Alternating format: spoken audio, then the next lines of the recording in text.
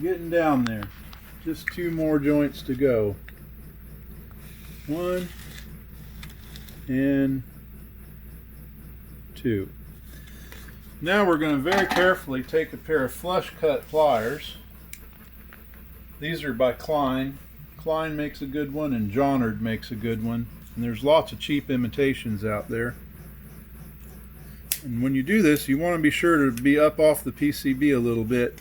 Otherwise you could end up cutting one of the traces on the PCB, that little copper wire under the silk screen. If you cut it with the pliers, your PCB won't work. So I want to be careful just to clip the wire off the end of the solder. And you'll be doing this for more components later on. It's just a little painstaking task.